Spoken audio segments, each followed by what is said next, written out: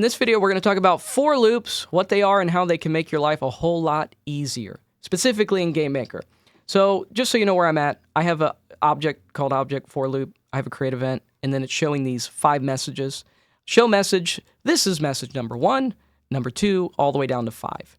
And I already have this set in the room, so when I run the game, obviously the first thing that appears is these messages, and yeah. So imagine, if you will, that each message is a huge piece of code, but you only need to change a couple details in it. Maybe one detail. Maybe you just need one number higher than, the other numbers or whatever. You're going to see by the end of this video why for loops are great and why they're going to make your life easier. Because again, imagining that each show message is actually a huge chunk of code, like 50 lines of code. Instead of copying and pasting that 5 times, and then you'd have like 400 lines of code, you could wrap it in a for loop and let the for loop do a lot of the work for you. So we're going to make it to where we only need one show message in a for loop. So here's what we're going to do. Let's go ahead and write out the for loop. So you say for, and then within here you're going to say var I equals 0, semicolon, I less than 5, semicolon, I plus plus. And then we're going to do some brackets. Then we're going to say show message. This is message number, space, plus sign, let me move it over here, plus sign string, I. All right. So I'm going to delete this, run the game, and we're going to get the same, we're going to get nothing, actually. Oh, that's because that's I is greater than 5. My bad. Okay, I fixed it. Okay, so 0, this is number 0, 1, 2, 3, 4. Okay, so it runs 5 times, but that's because we're starting at 0. If we change this to 1, and we change this to 6, then we're going to get the exact same thing that we originally had. 1, 2, 3, 4, 5. Okay, so that's a for loop. Let me just kind of go through what's going on. We have our for loop here. First thing we're doing is just creating a variable. And obviously when you see var, it means you're creating a local variable, meaning it's only going to work within whatever script it's in.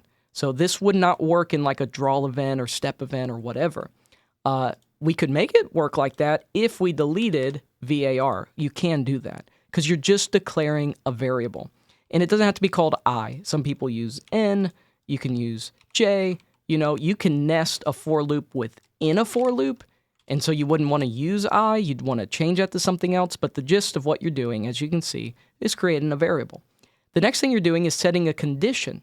So just like in an if statement, if, let's say, n equals 2, and you can say if n is less than 10, then, game end or something. So what is this? This is an if statement, but what is this? This is a condition. If this condition is true, if n ever equals 10, it's going to end the game. So that's what you're doing right here. This is a condition. You're creating the variable, you're creating this condition, but what's unique about a for loop is then you're running right here, you're running this function here, where you're incrementing, which means your increment means you're adding +1 to, whatever, like a variable, for example. So this will add 1 every time it runs. So if it starts at, if I equals 1, it's going to say, okay, well, it's still less than 6. Let's add, let's run this, and then let's add +1 to this variable. So it's going to run the first time, I is going to equal 1, it's going to, boom, add +1 to it, so now it's going to be equal to 2, and it's going to go all the way until, essentially a for loop's going to run until this condition is met, then it's going to break. So, we could add however many we wanted here. We can change it however we wanted. So you can see already how this can be very useful in certain situations.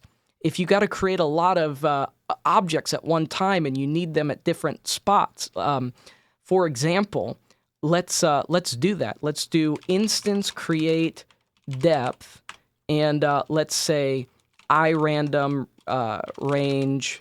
We could just probably do irandom. Let's say 300. So irandom 300. So basically, we're creating an object at a random number between, what is that, 0 and 300. And then our depth, we'll just whatever depth, and then object enemy. And so what will this do? Well, it's going to create about 9 enemies, from 1 to 10. And so if we run the game now, boom, we have 9 enemies created right there. See, that's a whole lot easier than just pasting this 9 times. We can use a for loop to do this kind of stuff for us, which is very, very cool. You can use this all over the place. Now, GameMaker makes things pretty easy because you can just right-click in the code window here, go to code snippets. This lets you just automatically paste in a lot of stuff. For example, this for loop, where it says I and N, that writes out exactly what we just made here. And so if you ever forget how to do a for loop, just remember what I showed you, and you can use these code snippets, and you can just edit it however you want. Obviously, it has incrementing a little bit different than how I do it, but that's fine. I didn't even know you could do it that way. I just learned something new. And of course, code snippets has many other things. Has a switch statement. There's a lot of stuff you can do here. Now, you can use this anywhere. You could use this in a draw event. And I'll show you this last thing, and then we're going to end. Let's go ahead and do that. Let's use a code snippet, 'cause that's kind of great. Let's say 5. And now we're going to just draw text. We're going to say 10, but then we're going to go, let's see, what is this? Y. We're going to say 20 plus, and then we're going to say, we'll say 15 times I, right? And then we're going to say, hello world. There we go. So this is going to, let's run it. It's going to write that out 5 times, hello world. And isn't that cool? Because in this Y dimension here, okay, it's going to start it at 20, but plus 15 times I.